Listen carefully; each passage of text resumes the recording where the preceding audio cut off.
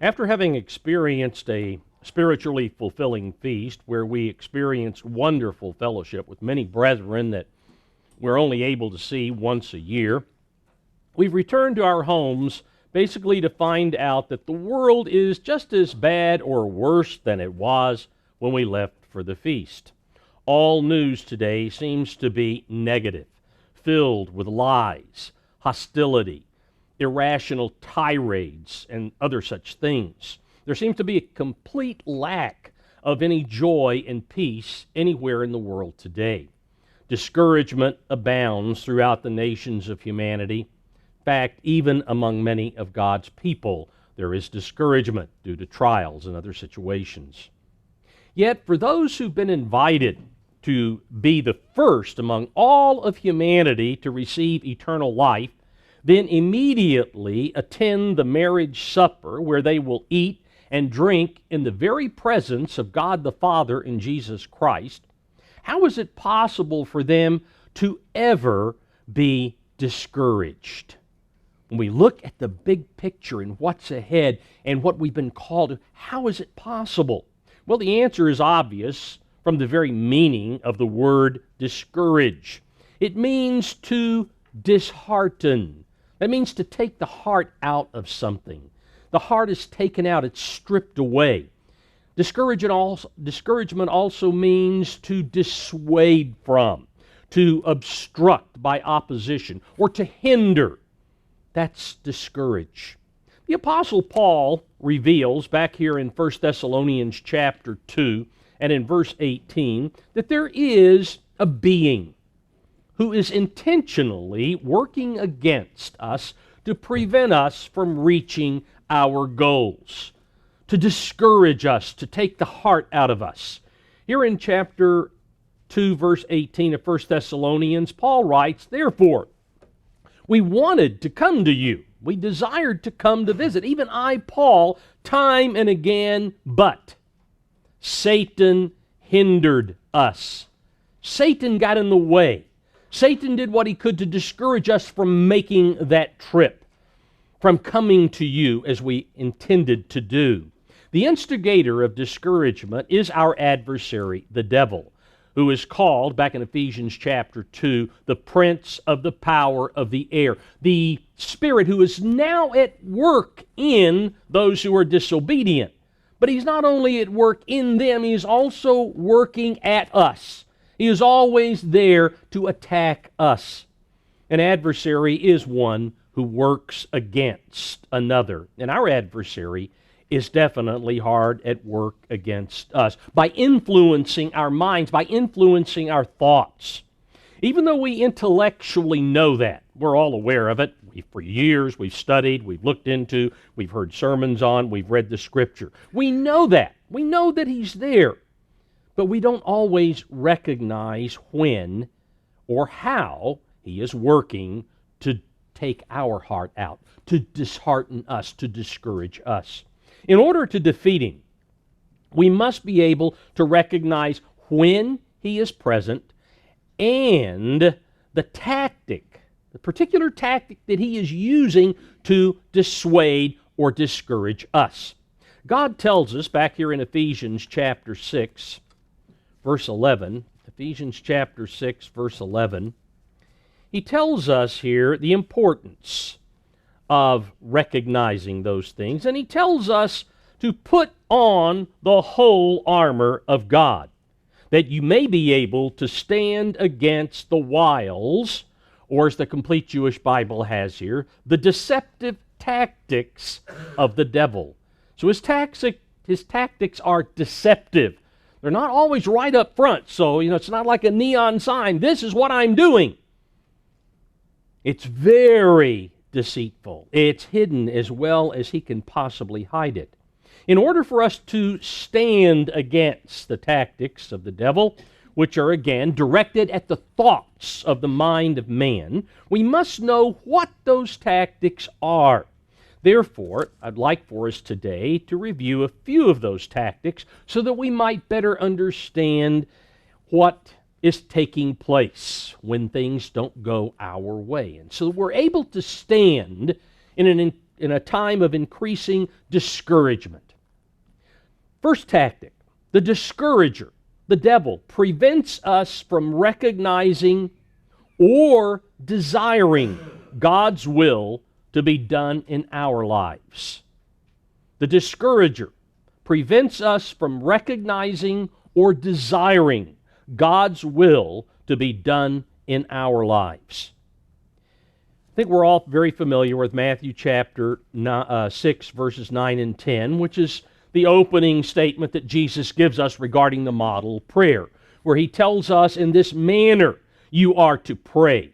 And then he tells us we're to pray to our Father in heaven. Holy is his name. And again, your kingdom come. We're always, every day, to be asking for the coming of that kingdom. But he goes on, your will, the will of God, be done on earth as it is in heaven. Your will, that's what we are to daily pray for, his will to be done. And this should be our unwavering desire. But human nature is self-centered, always there, seeking to fulfill the lust of the eyes, the lust of the flesh, and the pride of life, or the drive towards self-importance. Our nature, which is physically oriented, it is a part of this flesh, is always at work urging us to pursue having our will to be done, not God's will, which is, as we're told in Ephesians, a very foolish pursuit. It's foolish to do so. For we are told in Ephesians, I think it's chapter 5, verse 17, that the wise seek to understand the will of God. That's what their drive is, their motivation. It's to seek to understand it. And so that's what we should be doing. But the devil, again, the discourager, is always there lurking, looking for every opportunity to urge us to get our way. That's what he wants us to do, our way. He worked on Mother Eve to convince her that doing God's will was not in her best interest, and that she needed to satisfy her will at whatever the cost might be. She didn't stop to ask herself when those tactics that he was using at that time went into play. She didn't ask herself the reason why God had denied her and her husband the tree that he had declared to be off limits. Why God's will was for them to avoid the tree of the knowledge of good and evil. She didn't ask herself that. We don't see that in the story.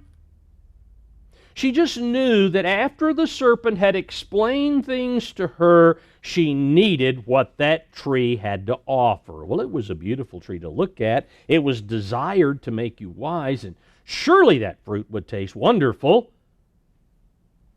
She needed it right then. She couldn't wait. She wanted it immediately.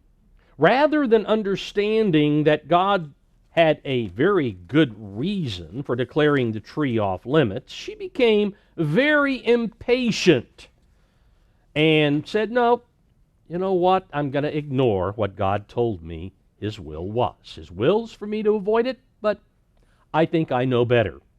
Like Eve, we sometimes find ourselves wanting something very, very much, but God's will, which is for our good. As we go back and look, that's certainly what his will was, stay away from that tree, would be good for them had they done it. But God's will, which again is always for our good, is that we not always have the desire fulfilled right now. The desire we have, nope, it's not time for that desire just yet. If we're required to wait, brethren, do we become discouraged? Do we recognize that God may be withholding some desire of ours for our good? For our good? For our life? How often do we see God's hand in the events which occur in our lives?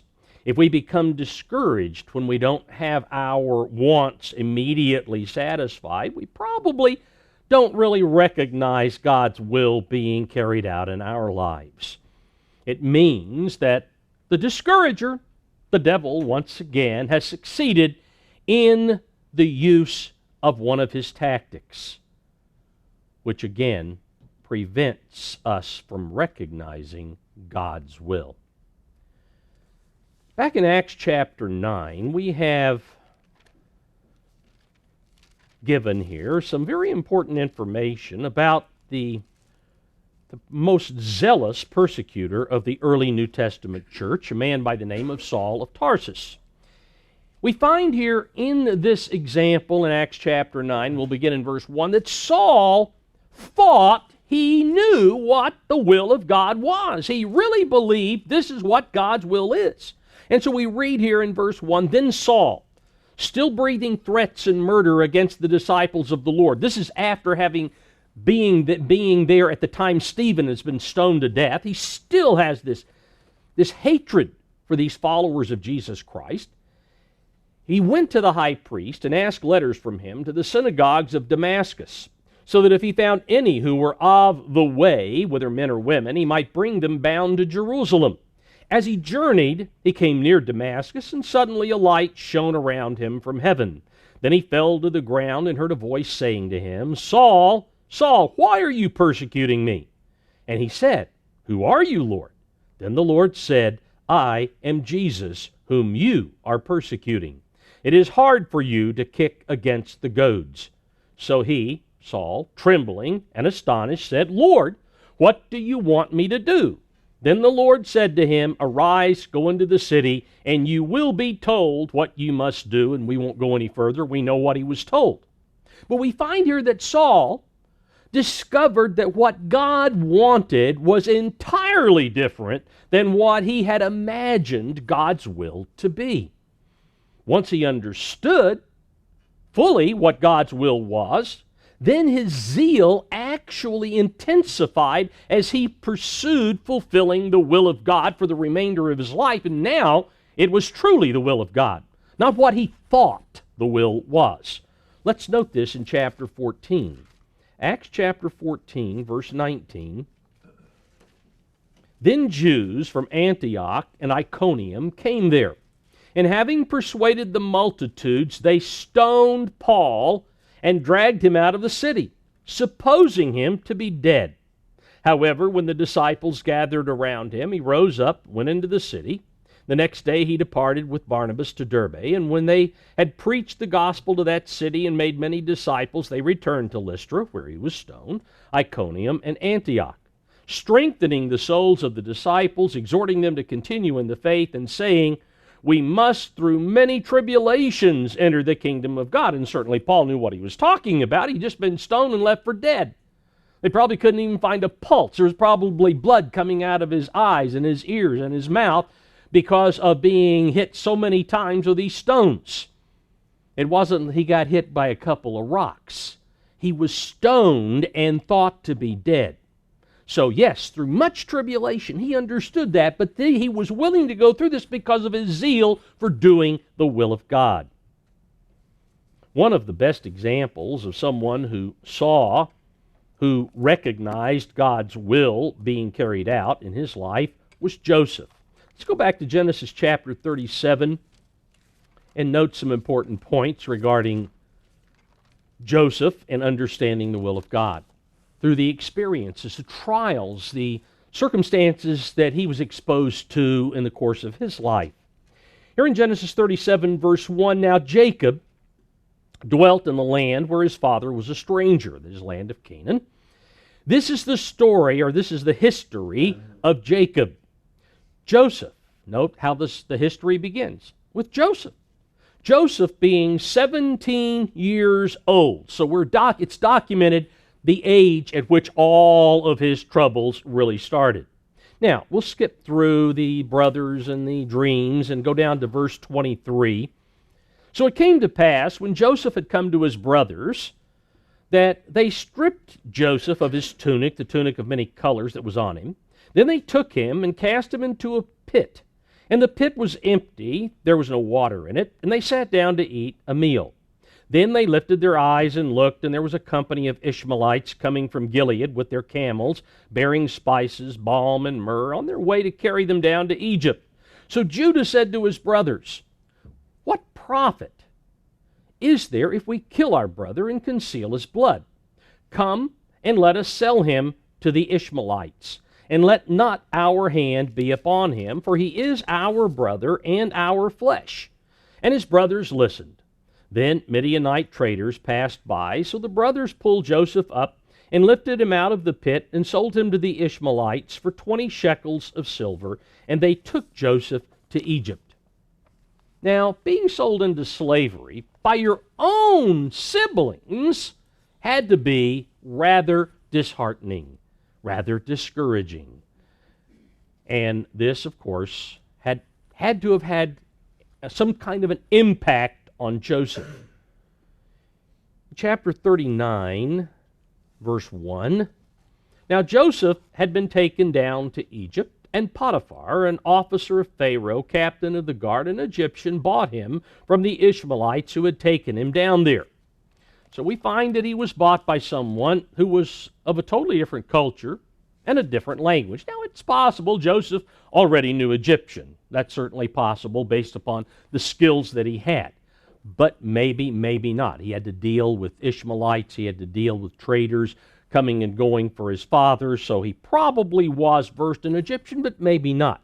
Still, it wasn't his first language. It could be very discouraging to find yourself unable to communicate easily or be required to quickly adapt to a totally new environment.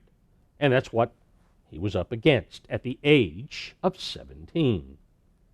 We go on in verse 2. The Lord was with Joseph, and he was a successful man. And he was in the house of his master the Egyptian, and his master saw that the Lord was with him, and that the Lord made all he did to prosper in his hand. So Joseph found favor in his sight, and served him. Then he made him overseer of his house, and all that he had he put under his authority.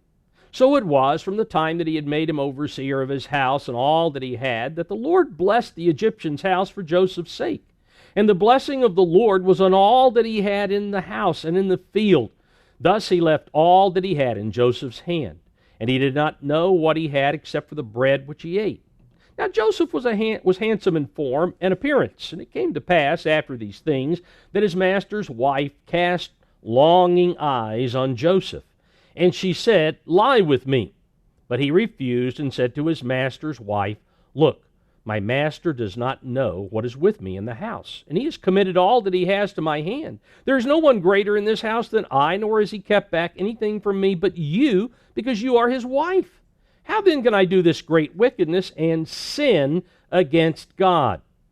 So it was, as she spoke to Joseph day by day, that he did not heed her, to lie with her, to be with her. But it happened about this time, when Joseph went into the house to do his work, and none of the men of the house was inside, that she caught him by his garment, saying, "Lie with me." But he left his garment in her hand, and fled and ran outside. And so it was, when she saw that he had left his garment in her hand and fled outside, that she called to the men of her house, and spoke to them, saying, "See, he has brought in to us a Hebrew to mock us." And she's taking a shot at her husband here, to try to cover up her sin. "He came in to lie with me, and I cried out with a loud voice. And it happened when he heard that I lifted my voice and cried out, that he left his garment with me and fled and went outside." So she kept his garment with her until his master came home. Then she spoke to him with words like these, saying, "The Hebrew servant whom you brought to us came in to me to mock me. So it happened, as I lifted my voice and cried out, that he left his garment with me and fled outside. So it was, when his master heard the words with which his wife spoke to him, saying, 'Your servant did to me after this manner,' that his anger was aroused." Now, if you saw the movie that was put together years ago called Joseph, Ben Kingsley was Potiphar, and was it Leslie Ann Warren, I think, was his wife. Well, his anger was aroused, but as that movie showed, his anger was aroused at his wife. Because, number one, in that day and time, had a slave done that, he wouldn't be thrown in prison. He would have been killed. He would have been stoned, or he would have been run through, but he would not have been treated in this manner. So I believe that that movie has it right. He was upset with his wife. He knew the proclivity that she had of looking this way and that, which she shouldn't. Anyway, his anger was aroused. Then Joseph's master took him and put him into the prison, a place where the king's prisoners were confined, and he was there in the prison. So here Joseph finds a trial. He didn't deserve this. His life was going fairly well despite what his brothers had done, and now, the rug was pulled out from under him, and now he's in a prison of all things. Verse 21, but the Lord was with Joseph and showed him mercy. Joseph still had God there. He knew God was still there, but he still didn't understand exactly why these things were happening. Showed him mercy, and God gave him favor in the sight of the keeper of the prison. And the keeper of the prison committed to Joseph's hand all the prisoners who were in the prison, whatever they did there. It was his doing. The keeper of the prison did not look into anything that was under Joseph's authority because the Lord was with him. And whatever he did, the Lord made prosper.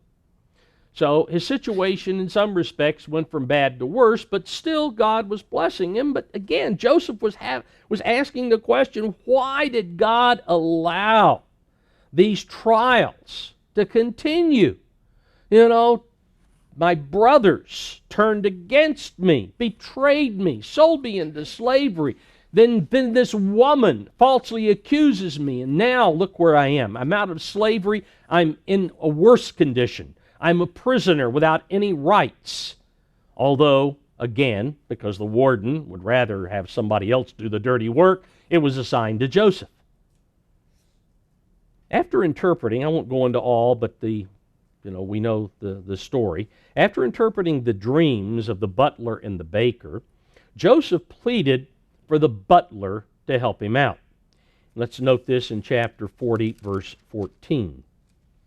Verse 14, but remember me. Joseph is asking the butler of the Pharaoh, remember me when it is well with you. That is, when you've been restored to your position. And please show kindness to me. Make mention of me to Pharaoh and get me out of this house. For indeed I was stolen away from the land of the Hebrews. And also I have done nothing here that they should put me into the dungeon. He knew he had been obeying God. He sought God's will. He wanted to obey God, and he didn't deserve the treatment, this ill treatment that never seemed to end, seemed to get worse as time went on. And so he's pleading with the butler, I don't deserve this. Help get me out. Come to chapter 41, verse 1. Then it came to pass at the end of 2 full years that Pharaoh had a dream, and behold, he stood by the river. Just when Joseph thought things might turn around after 11 years, that was at the interpretation of the dreams of the baker and the butler. Now, 11 years had gone by. He's 28 years old, and he thinks, okay, maybe I'm going to... Nope, 2 more years. 2 more years he had to spend in prison. Now, he could have allowed himself to think that God had deserted him. If we didn't know the end of the story, brethren, how would we have felt if we had been in his place? Just doesn't seem to ever end. One thing after another. Skipping down to verse 14, we'll skip over a lot of the dreams and interpretation. Then Pharaoh sent and called Joseph, and they brought him quickly out of the dungeon, and he shaved, changed his clothing, and came to Pharaoh. And Pharaoh said to Joseph, I have had a dream. There's no one who can interpret it, but I have heard it said of you that you can understand a dream to interpret it. So Joseph answered Pharaoh, saying, it is not in me. Well, you've heard wrong. I am not the one. God will give Pharaoh the answer of peace. So Joseph continued to acknowledge God and God's presence with him. It's God. I can't take credit for this. God is the one who reveals it. I'm simply going to tell you what God says. Verse 39. Then Pharaoh said to Joseph, inasmuch as God has shown you all of this. Again, Joseph has correctly interpreted the dream and suggested this is the only way Egypt's going to be able to survive. And so then Pharaoh said, inasmuch as God has shown you all this, there is no one as discerning and wise as you. You shall be over my house, and all my people shall be ruled according to your word. Only in regard to the throne will I be greater than you. And Pharaoh said to Joseph, see, I have set you over all the land of Egypt. And so, after all of this time, after 13 years, he was elevated to the highest position in the land under Pharaoh. He was exalted to the highest position possible after being abased pretty much to the lowest in the dungeon.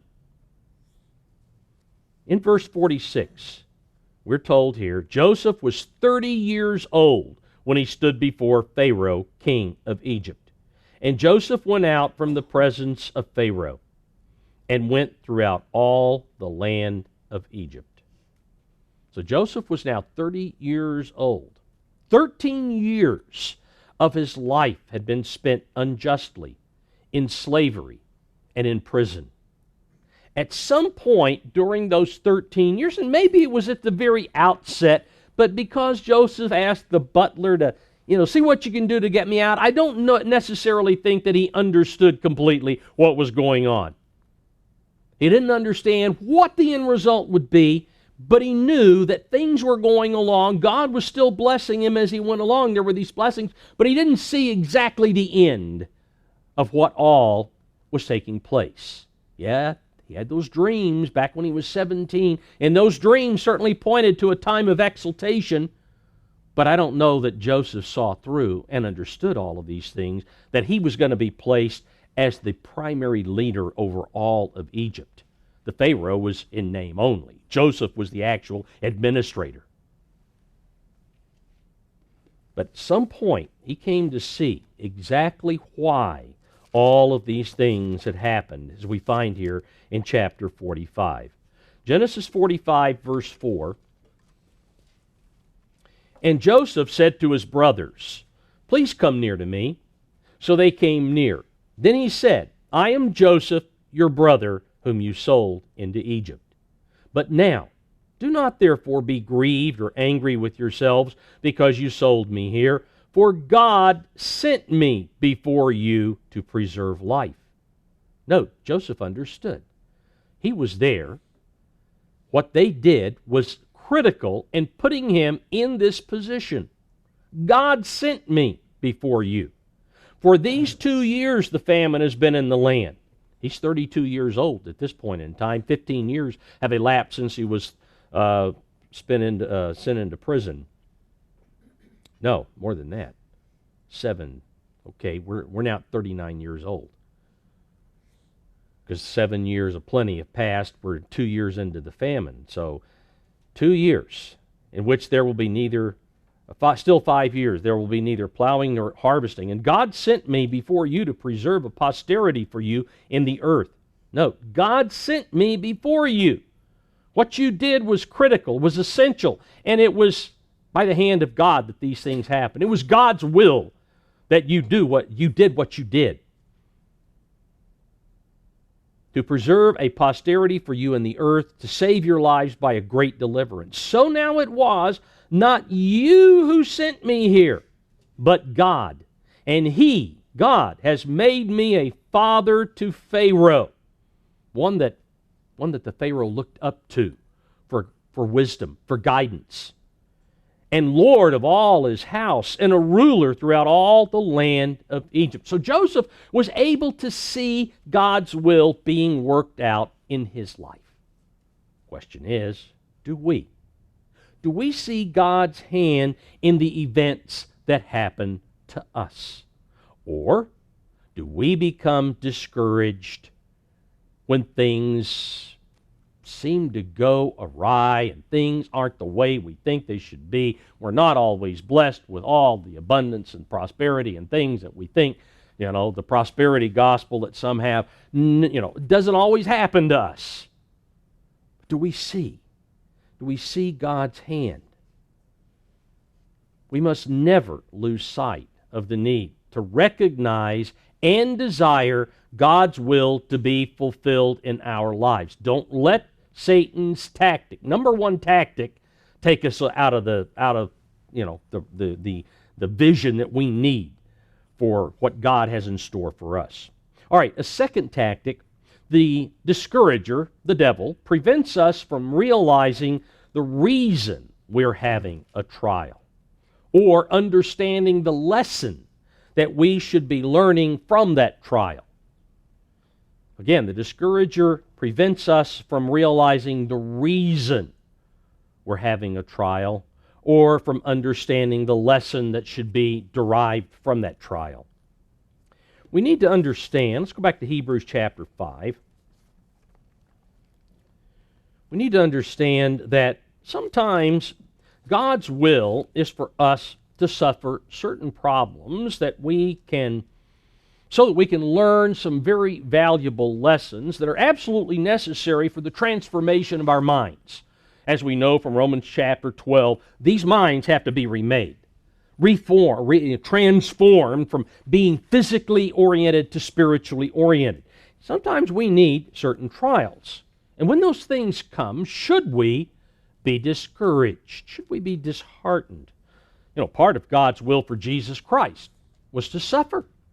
The one who had eternal existence with the Most High God had to become flesh and blood and had to suffer some trials. Note here, Hebrews 5 verse 8, though he was a son, yet he learned obedience by the things which he suffered. You see, this eternal being needed to suffer what mortals suffer in order to be a perfect judge, because the Father gave him the responsibility to be judge of all men, who receives eternal life and who doesn't.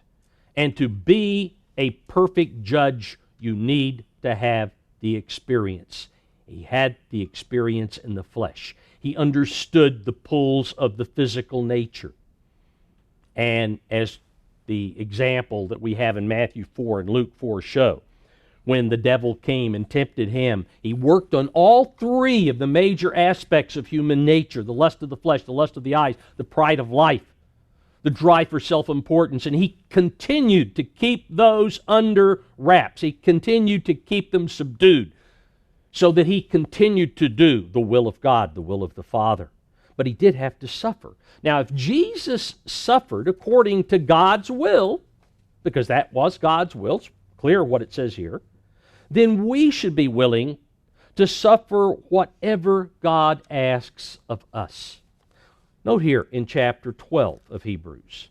Hebrews 12, and let's go to verse 3. The New American Standard translates here, for consider him who has endured such hostility by sinners against himself, so that you may not grow weary and lose heart. So that you, note here, may not grow weary and lose heart, that you may be disheartened or discouraged. Don't lose heart when these things come. You have not yet resisted to the point of shedding blood in your striving against sin, which is what he did. He shed his blood in order to take away the sin of those who are of repentant mankind. Verse 5 goes on in the Revised English Bible, you have forgotten the exhortation which addresses you as sons. My son, do not think lightly of the Lord's discipline, or be discouraged when he corrects you. For whom the Lord loves, he disciplines. He chastises every son whom he acknowledges. And so again, we need to understand that God's will at times is for us to suffer some pretty strong and severe trials. He's warned us up front, back in 1 Peter chapter 4. He has warned us that we will suffer some very severe trials in this life. 1 Peter 4, verse 12. Beloved, do not think it strange concerning the fiery trial which is to try you. Just don't think it's strange. Don't think this is something abnormal, because it happens to all of the elect in different ways depending on what needs to be changed and altered in the mind. Just depends. God knows exactly what it is that needs to be transformed in each of us. Don't think it strange concerning the fiery trial which is to try you, as though some strange thing happened to you. Well, this is not normal for one that God has called to undergo trials. He's to be blessed and have all of this abundance and whatever else. Well, yeah, the abundance is coming, but God didn't promise it right now. But rejoice to the extent that you partake of Christ's sufferings, that when His glory is revealed, you may also be glad with exceeding joy. If you are reproached for the name of Christ, blessed are you.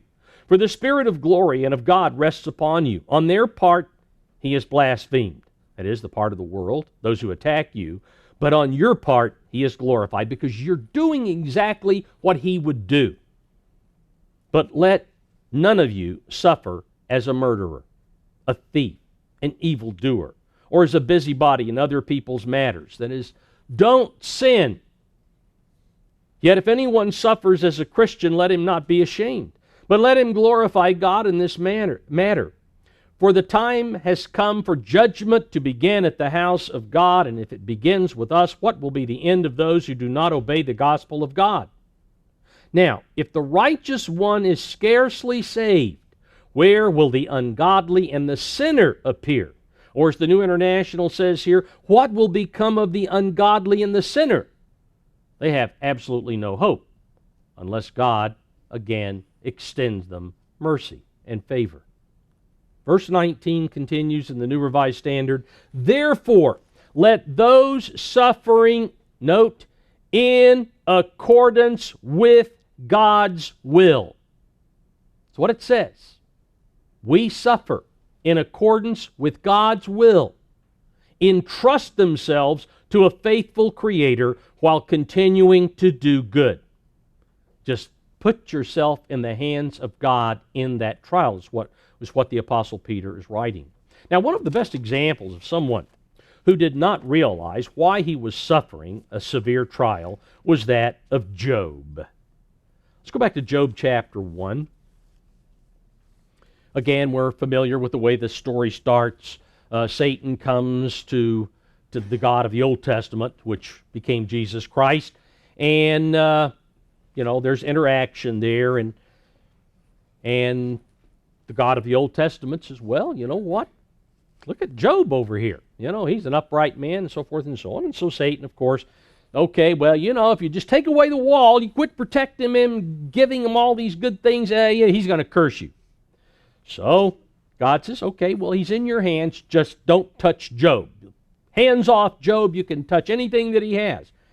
So we find the result. Verse 14, Job chapter 1, and a messenger came to Job and said, the oxen were plowing and the donkeys feeding beside them, when the Sabaeans raided them and took them away. Indeed, they have killed the servants with the edge of the sword, and I alone have escaped to tell you. While he was still speaking, another also came and said, the fire of God fell from heaven and burned up the sheep and the servants and consumed them, and I alone have escaped to tell you. While he was still speaking, another also came and said, the Chaldeans formed 3 bands, raided the camels and took them away, yes, and killed the servants with the edge of the sword. I alone have escaped to tell you. While he was still speaking, another also came and said, your sons and daughters were eating and drinking wine in their oldest brother's house. And suddenly a great wind came from across the wilderness and struck the 4 corners of the house, and it fell on the young people, and they are dead, and I alone have escaped to tell you. Job's herds, work animals, were all stolen. Every one, not one left. His flocks and servants were all killed. His children all died together in a horrible calamity. Surely, things couldn't get any worse. Well, we know what happened. Satan went back and said to God, well, I'm still wandering to and fro. And God's, well, you took everything away from him, and he still holds to his integrity. Satan said, well, if you just let me touch him, let me get to him personally, and he will curse you. I guarantee it. So God says, okay, you can touch him, but you can't kill him. You can go as far as that, but you can't take his life. So, chapter 2, verse 7. So Satan went out from the presence of the Lord and struck Job with painful boils from the sole of his foot to the crown of his head. Not 1 square centimeter on his body escaped these boils. He was totally covered.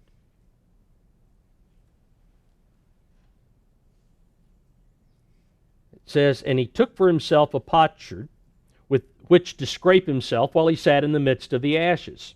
Then his wife said to him, do you still hold fast to your integrity? Curse God and die. Well, she was probably upset at the loss of everything, but she was, she wasn't really very encouraging to Job at this particular point in time. Let's move on to chapter 3, verse 1, and note Job's reaction to everything that had happened. After this, Job opened his mouth and cursed the day of his birth. And Job spoke and said, may the day perish on which I was born, and the night in which it was said, a male child is conceived. May that day be darkness. May God above not seek it, nor the light shine upon it. May darkness and the shadow of death claim it. May a cloud settle on it. May the blackness of the day terrify it. As for that night, may darkness seize it. May it not rejoice among the days of the year. May it not come into the number of the months.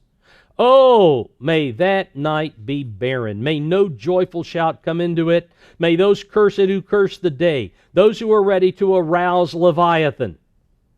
May the stars of its morning be dark. May it look for light but have none, and not see the dawning of the day, because it did not shut up the doors of my mother's womb, nor hide sorrow from my eyes. Why did I not die at birth? Why did I not perish when I came from the womb? Why did the knees receive me?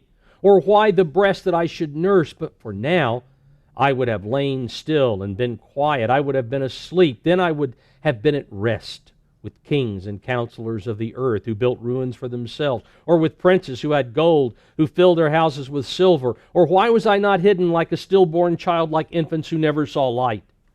There the wicked cease from troubling, and there the weary are at rest. There the prisoners rest together. They do not hear the voice of the oppressor. The small and the great are there, and the servant is free from his master.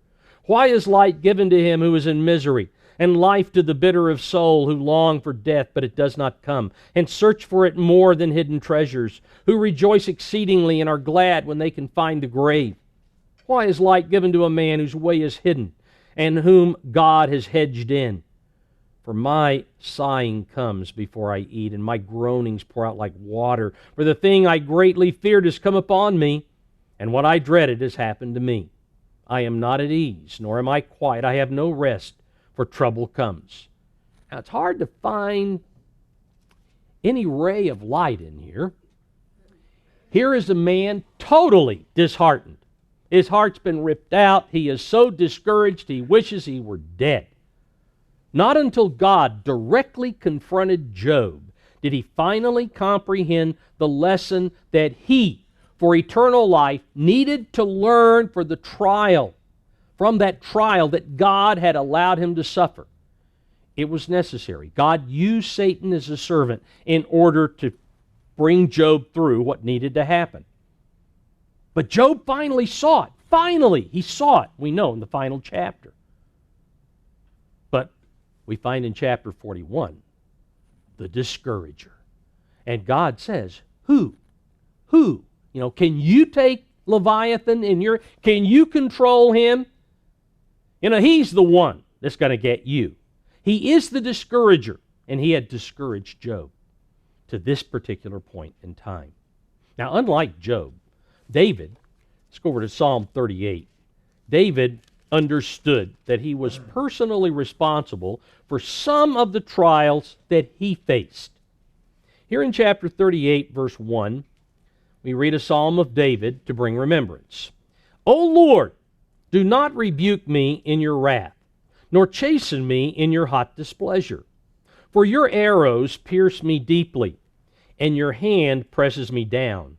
There is no soundness in my flesh because of your anger, nor any health in my bones because of my sin.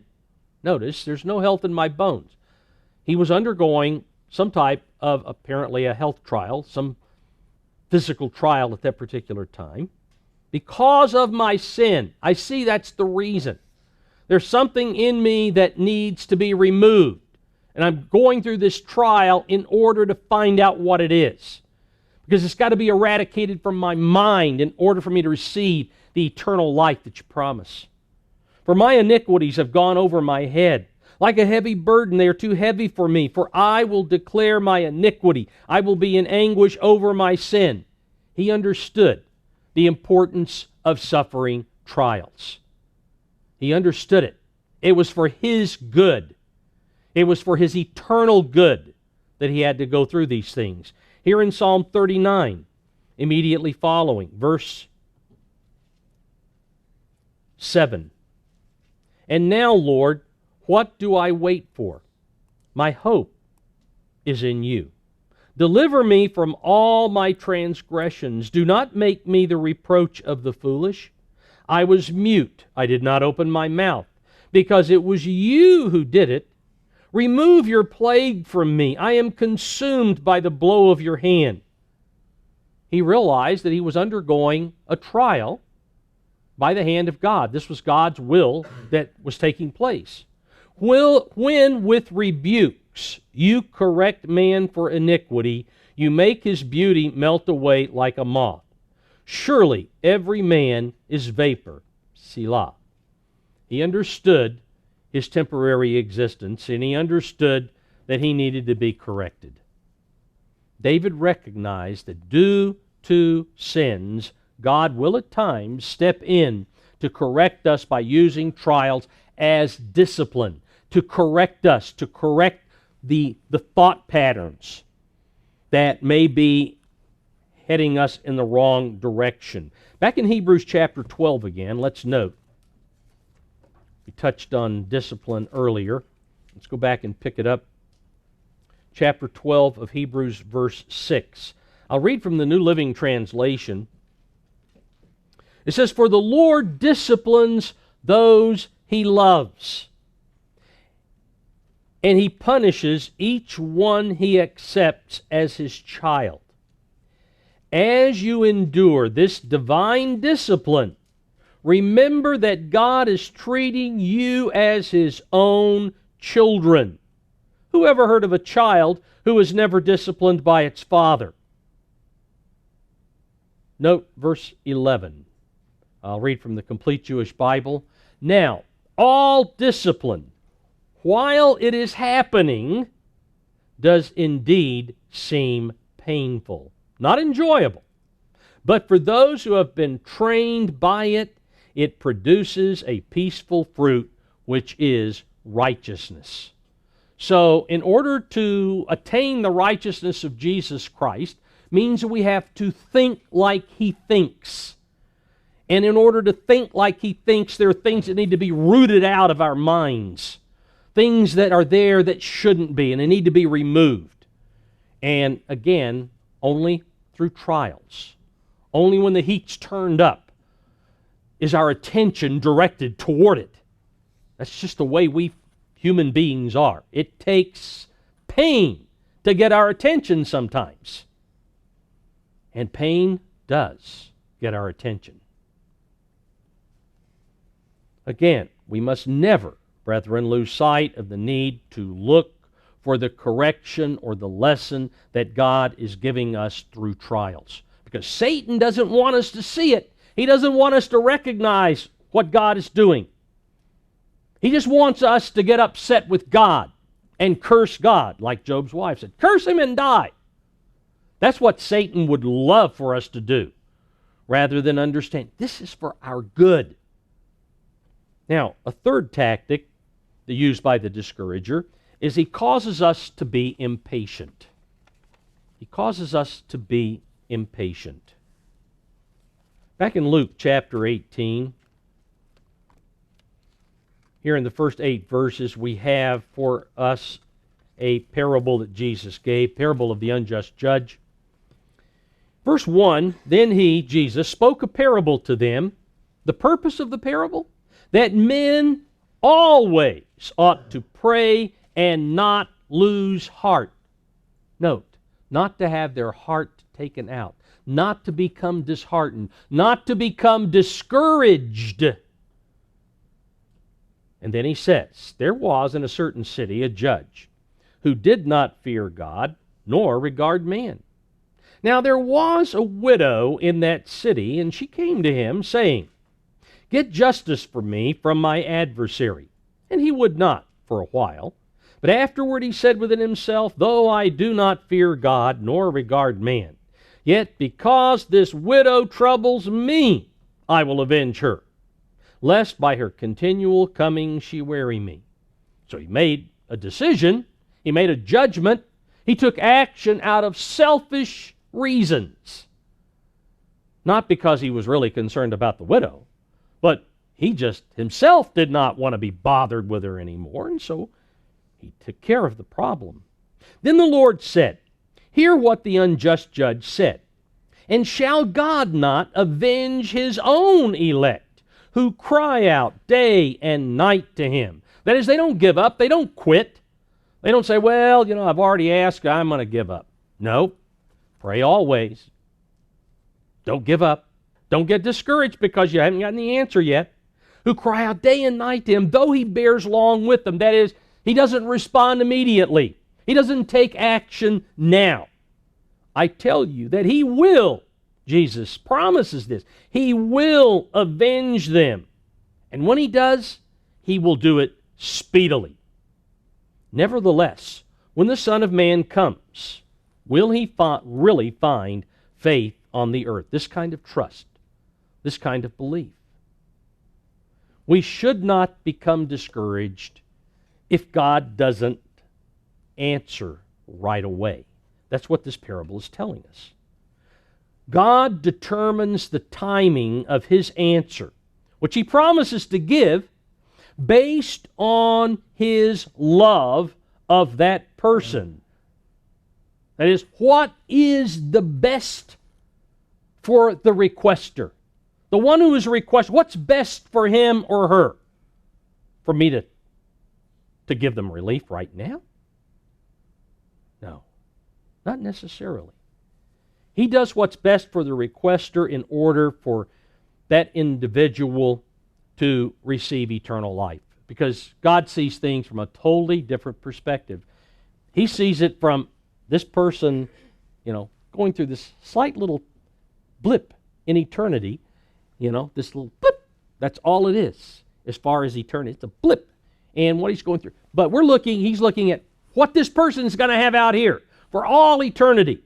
And this blip has got to continue long enough so that what needs to be changed and transformed can be changed and transformed so that eternity will be theirs. Abraham, back in Genesis chapter 12, Abraham was an excellent example of a man learning patience. Learning patience.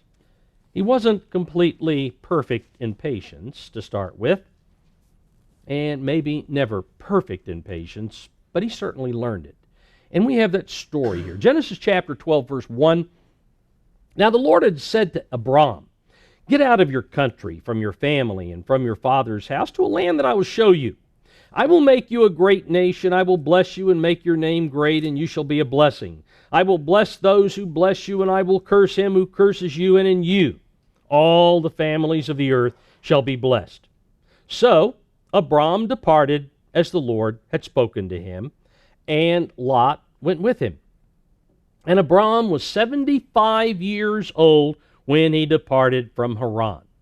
And so God gives us critical information to let us know how long it took for Abraham to finally learn his lesson in some respects, but to grow, just like he gave us Joseph's age and when things turned around for Joseph. And so he does with Abram. He left his country at the age of 75. Now, we go to chapter 15 and verse 1. Several years have passed at this particular point in time. After these things, the word of the Lord came to Abram in a vision, saying, "Do not be afraid, Abram. I am your shield, your exceedingly great reward." But Abram said, "Lord God, what would you give me, seeing I go childless?" Now, you promised when I left that you were going to do these things and I was going to have all of these descendants. But, at this point in time, I don't have a kid. And I am childless. And the heir of my house, that is legally the way it was at that time, is to be this Eliezer of Damascus. That's the heir if I die. Then Abram said, "Look, you have given me no offspring. Indeed, one born in my house is my heir." It has to be Eliezer. "And behold, the word of the Lord came to him, saying, This one, though you might think that that's the way it's supposed to be and that's what my will is, it is not. He is not to be your heir, but one who will come from your own body shall be your heir. That's what my will is." So, after many years, no child. So Abram is trying to figure out, okay, well, how's this going to fulfill this promise? Come to chapter 16, verse 1. Now, Sarai, Abram's wife, had borne him no children, and she had an Egyptian maidservant whose name was Hagar. So Sarai said to Abram, "See now, the Lord has restrained me from bearing children. Please go in to my maid, perhaps I shall obtain children by her." And Abram heeded the voice of Sarai. Then Sarai, Abram's wife, took Hagar, her maid, the Egyptian, and gave her to her husband Abram to be his wife, after Abram had dwelt 10 years in the land of Canaan. So he's 85 years old now. Been there 10 years. And still had not received a child. And yet God said, okay, Eliezer's not going to be, your child's going to come from your own body. So, okay, this is a fix. This is a fix. So this must be God's will. So he listened to Sarai. Down in verse 16, Abram was 86 years old when Hagar bore Ishmael to Abram. So 86, 11 years since he left his homeland. We come to chapter 17. More years have gone by. Another 13 years at this point, because when Abram was 99 years old, the Lord appeared to Abram and said to him, "I am Almighty God. Walk before me and be blameless." So he's 99 years of age.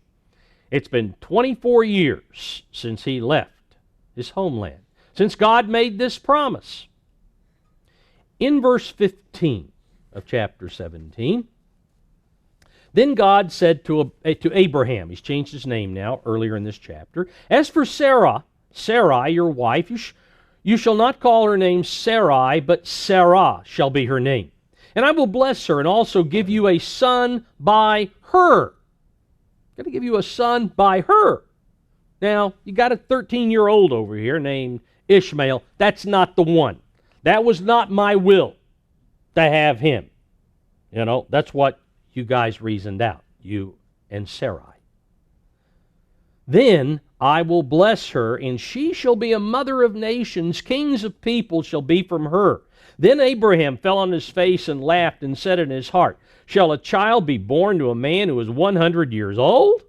And shall Sarah, who is 90 years old, bear a child?" And Abraham said to God, "Oh, that Ishmael may live before you." Oh, please, just pick Ishmael. Let's just use him, God. Then God said, "No, Sarah, your wife, shall bear you a son, and you shall call his name Isaac," which, as we all know, means laugh or laughter. You're going to name him based on your response to what I've told you. "I will establish my covenant with him for an everlasting covenant, and with his descendants after him." Now, let's go to chapter 22. Isaac has been born, and now, Verse 1, it came to pass after these things that God tested Abraham and said to him, Abraham. And he said, Here I am. Then God said, Take now your son, your only son, Isaac. Notice, your only son. As far as the promise is concerned, this is it. Yes, he had a son, Ishmael, but this is not the son of the promise. Your only son, whom you love, and go to the land of Moriah, and offer him there as a burnt offering on one of the mountains of which I shall tell you. So Abraham rose early in the morning, and saddled his donkey, and took 2 of his young men with him, and Isaac his son. And he split the wood for the burnt offering, and arose, and went to the place of which God had told him. Then on the 3rd day Abraham lifted his eyes, and saw the place afar off. So for 3 days, Abraham was required to think about giving up his only son Isaac. Now, if we'd been in Abraham's place, not knowing what the outcome would be, how disheartened or discouraged would we be? To think, after all of this time, after waiting for so long, and then to have to put him to death? Well, despite what he was being required to do by God, Abraham was not discouraged. We know that from what the Apostle Paul tells us back here in Hebrews chapter 11. In Hebrews chapter 11, and in verse 17, by faith Abraham, when he was tested, offered up Isaac. That is, his mind was made up. His son was as good as dead. And he who had received the promises offered up his only begotten son, of whom it was said, In Isaac your seed shall be called, concluding that God was able. This is what Abraham, as he was 3 days walking to Mount Moriah, during that period of time, all of this was going through his mind, concluding that God was able to raise him up even from the dead, from which he also received him, in a figurative sense, it goes on to say. According to the Apostle Paul here, Abraham was not discouraged. He had learned to be patient by this time and wait for God. And if he had to put Isaac to death, God had made a promise. And if God makes a promise, God's going to keep the promise. You may have to wait a while, but he'll keep it.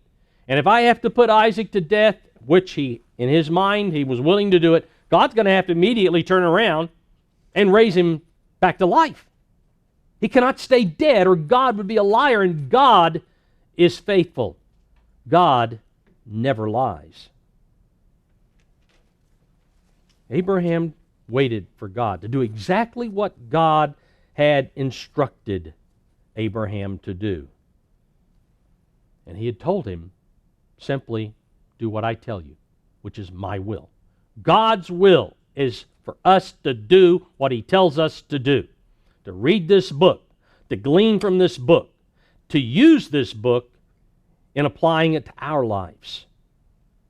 The Apostle Paul also, back here in Philippians chapter 4, recorded a key to help the elect to be patient and not become discouraged. Here in chapter 4 of Philippians, verse 11, I'll read from the New International Translation. Paul states, I am not saying this because I am in need, for I have learned to be content whatever the circumstances. I know what it is to be in need, and I know what it is to have plenty. I have learned the secret of being content in any and every situation, whether well-fed or hungry, whether living in plenty or in want. Verse 13, he goes on to say, I can do all things through Christ who strengthens me. Whatever God asks me to do, I can do it because of the strength that it's being supplied through the Savior Jesus Christ. We must, according to Paul here, we must keep close to Jesus Christ so that we can have the contentment necessary, to remain patient, and not attempt to take matters into our own hands. All right, a fourth tactic used by the discourager is that he attempts to distract us from our commitment to our calling. He attempts to distract us from our commitment to our calling. Now, no one can surpass Moses' example of keeping his eyes on his calling. Let's go back to Exodus chapter 3. Exodus chapter 3 and verse 7. And the Lord said, I've surely seen the oppression of my people who are in Egypt, and I've heard their cry because of their taskmasters, for I know their sorrows. So I have come down to deliver them out of the hand of the Egyptians. Now, this is Moses has gone up to the burning bush, and God speaking to him here. To deliver them out of the hand of the Egyptians, and to bring them up from that land to a good and large land, to a land flowing with milk and honey, to the place of the Canaanites, Hittites, Amorites, Perizzites, Hivites, and Jebusites. Now, therefore, verse 9, behold, the cry of the children of Israel has come to me, and I have seen the oppression with which the Egyptians oppress them. Come now, therefore, and I will send you to Pharaoh, that you may bring my people, the children of Israel, out of Egypt. Not only bring them out of Egypt, but also, as he says up here earlier, to bring them to a good land, and a large land, a land flowing with milk and honey, back up here in verse 8. That's the commission of Moses. Bring them out of Egypt, bring them up to the land. That's what he was called to do. Now, initially, as we read here, but Moses said to God, who am I that I should go to Pharaoh, that I should bring the children of Israel out of Egypt? Initially, he balked at this calling. He balked at what God wanted him to do.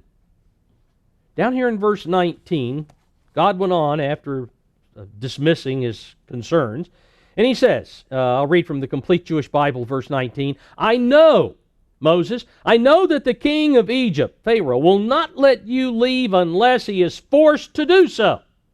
So the job I'm giving you is not going to be an easy job. Understand this, it's going to be very difficult. But this is the calling that you've been given.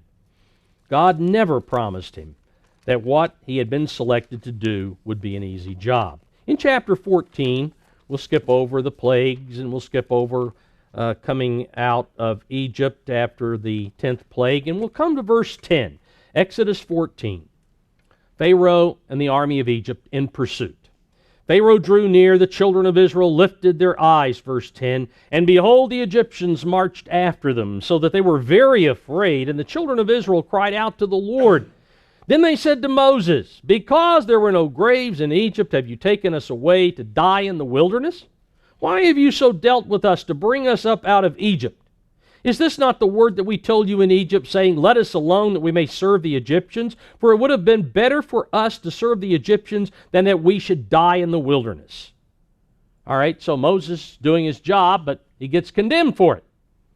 You know, the people that he's actually helping are slapping at him, are chewing at him all the time, attacking him.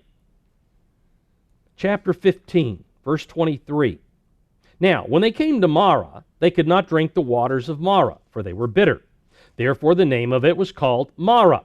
And the people complained against Moses, saying, note, they complained against who? Moses.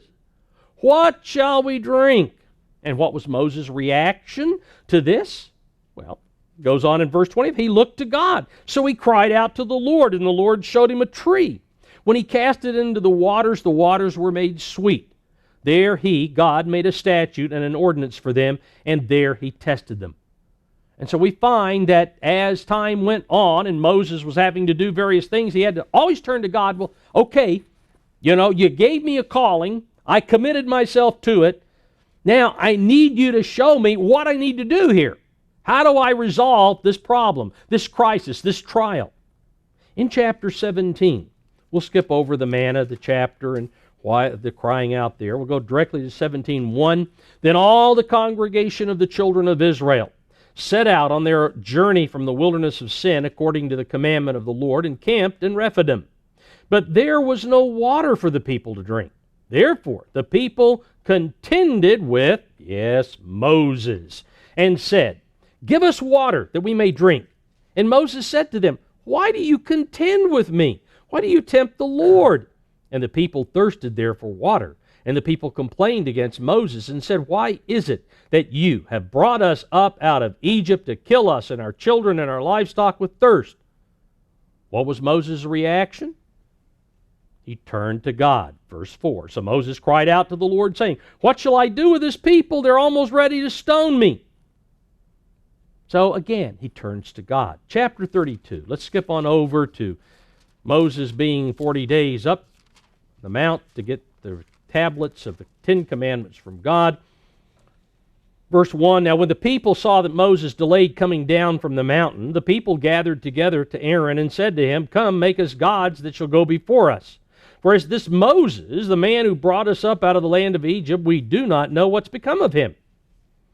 Verse 7, The Lord said to Moses, Go, get down, for your people whom you brought out of the land of Egypt have corrupted themselves. They have turned aside quickly out of the way which I commanded them. They have made themselves a molded calf and worshipped it and sacrificed to it and said, This is your God, O Israel, that brought you out of the land of Egypt. Skipping down to verse 19. So it was, as he came near the camp, that Moses, saw the calf and the dancing. So Moses' anger became hot, and he cast the tablets out of his hands and broke them at the foot of the mountain. Then he took the calf which they had made, burned it in the fire, ground it to powder, scattered it on the water, made the children of Israel drink it. And Moses said to Aaron, What did this people do to you, that you have brought so great a sin upon them? So Aaron said, Do not let the anger of my Lord become hot. You know the people, they're set on evil. For they said to me, Make us gods that shall go before us. As for this Moses, the man who brought us out of the land of Egypt, we don't know what's become of him. And I said to them, Whoever has any gold, let them break it off. They gave it to me. I threw it into the fire, and the calf walked out. Satan continually kept the people stirred up yet, rather than becoming discouraged with the people. God said, Let me just wipe them out, Moses. I'll start all over with you. Nope. Moses went to their defense. He understood what he was called to do. He was called to bring them out of Egypt, lead them to the promised land. He never forgot what his commission was. God, I committed myself to this. Don't wipe them out. So he prayed for God to please forgive them for this particular sin. That's later here down verse 32. He asked, No, please don't wipe them out. Just do this. All right, let's move on over to Numbers chapter 20. Numbers chapter 20, verse 1. Then the children of Israel, the whole congregation, came into the wilderness of Zin in the first month, and the people stayed in Kadesh. And Miriam died there and was buried there. Now there was no water for the congregation, so they gathered together against Moses and Aaron, and the people contended with Moses and spoke, saying, If only we had died when our brethren died before the Lord. Why have you brought up the assembly of the Lord into this wilderness, that we and our animals should die here? Why have you made us come up out of Egypt to bring us to this evil place? Is it not a place of it is not a place of grain or figs or vines or pomegranates, neither is there any water to drink. So Moses and Aaron went from the presence of the assembly to the door of the tabernacle of meeting. They fell on their faces, and the glory of the Lord appeared to them. So once again, what does Moses do? He's in a tight spot. He's in a trial here. He went to God for guidance so that he could complete his calling. He still hadn't gotten them up to the land of promise. He still had a little more of his commission to do. God, how am I going to handle this one? Verse 7, the Lord spoke to Moses and saying, Take the rod, you and your brother Aaron, gather the congregation together, speak to the rock before their eyes, and it will yield its water. Thus you shall bring water for them out of the rock, and give drink to the congregation and their animals. So Moses took the rod from before the Lord as he commanded him. And Moses and Aaron gathered the assembly together before the rock, and he said to them, Hear now, you rebels, must we bring water for you out of this rock?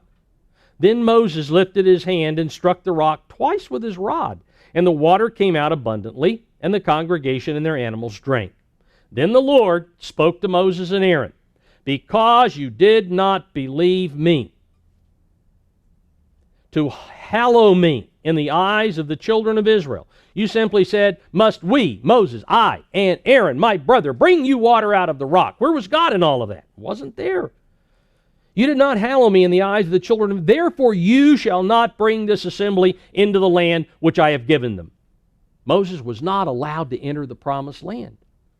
After all that he had gone through with these people, he was denied entry. So was he discouraged? Was he disheartened over this denial that he now was facing? No, he was not. Because Moses knew what he had been called to do, and he had totally committed himself to that calling, to bring them out of Egypt, to bring them to the promised land. It was just on the other side of the river. He had done exactly what he was required to do, and he never quit. We must be as diligent as Moses in recognizing the responsibility that we have to the calling that God has given to each of us. And remember that God is just as concerned that we fulfill our calling as he was that Moses fulfilled his. Yes, Moses did a phenomenal thing, but what we're doing today, what he's asking is a phenomenal thing. He brought a physical people who were carnal as they could be to a land that had been promised. God, Jesus Christ, is bringing us to the threshold of eternal life. And that's our calling. And it is way beyond bringing the children of Israel to the east side of the Jordan River. Finally, brethren, let's go to a passage back here in Romans chapter 8, which makes it absolutely clear that we have no reason to succumb to the devil's discouraging tactics, which he's constantly casting our way. Here in verse 18 of Romans 8, for I consider that the sufferings of this present time are not worthy to be compared with the glory which shall be revealed in us. If we truly have trust in God and follow the vision that trust makes possible, there are no trials so severe that discouragement or disheartening could ever overtake us, brethren. In verse 28, and we know that all things work together for good to those who love God, to those who are the called according to his purpose. We have to recognize we've been called for a purpose, a reason, the transformation of this mind. So no matter how gloomy things may be, no matter the pain we may have to suffer, no matter the duration of our trial, God promises to be with us to see us through. The encouragement from the remainder of this chapter, the following verses, should be sufficient for us for repelling any of the evil tactics of the devil in trying to create discouragement in us. Let's notice, go on down here to verse 31. Complete Jewish Bible has, what then? What then, brethren? Are we to say to these things? If God is for us, who can be against us? He who did not even spare his own son, but gave him up on behalf of us all. Is it possible that having given us his son, that he would not give us everything else too? Skipping to verse 35, who shall separate us from the love of Christ? Shall tribulation or distress or persecution or famine or nakedness or peril or sword? Phillips goes on in verse 38, I have become absolutely convinced that neither death nor life, neither messenger of heaven nor monarch of earth, neither what happens today nor what may happen tomorrow, neither a power from on high or a power from below, nor anything else in God's whole world has any power to separate us from the love of God. That is the complete, outgoing concern of God for each one of us. That is through Jesus Christ, our Lord.